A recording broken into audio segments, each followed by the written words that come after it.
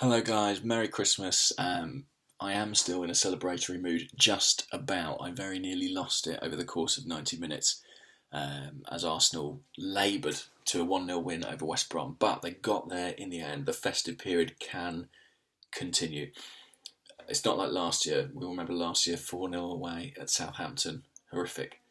My my merriment evaporated uh, instantly. But not so this year. We got there in the end, and it was tough, partly due to some brilliant goalkeeping from Ben Foster. Also because when this Arsenal team loses, it's been the case for a few years now, it does take them some time to get their fluidity back, to get back to their best. And I think it's probably because our game is so contingent on confidence, risk-taking, imagination. You need to be in a positive frame of mind to play the kind of football we play.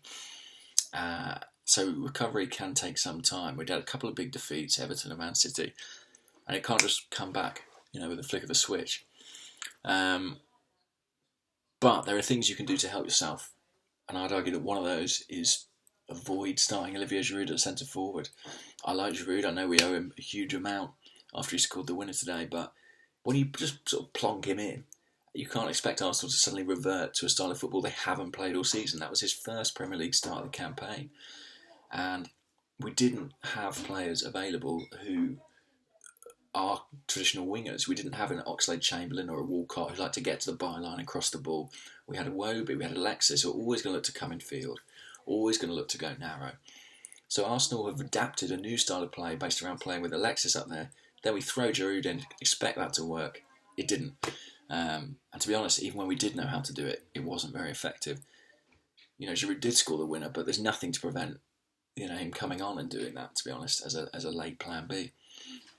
Anyway, it's nothing against him personally. I just don't like it strategically. Despite that, this was a game that we dominated. I think West Brom had 3 shots. We had about 25. Some great saves, as I say. Alexis hit the post. And Ramsey came on and missed a couple of presentable opportunities. But while we were dominant, I felt like, big players weren't missing for periods. Mesut Ozil's one.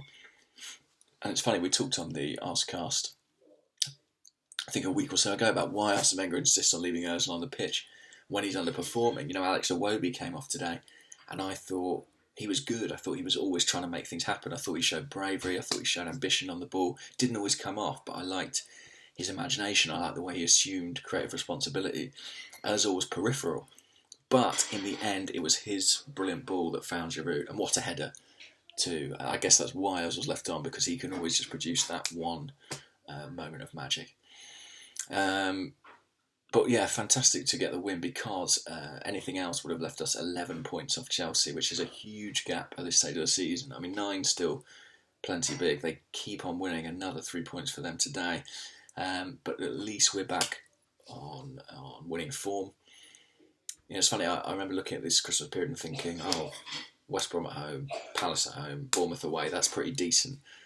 But, you forget, West Brom very organised, very good defensively under Tony Pulis, so they were hard work. Palace now under Sam Allardyce, they're going to be tricky to break down too. And obviously we saw at the Emirates Stadium how effective Bournemouth can be. Chelsea swatted them aside today. We'll need to do something similar. Come, when is that match? I don't know, a couple of games' time.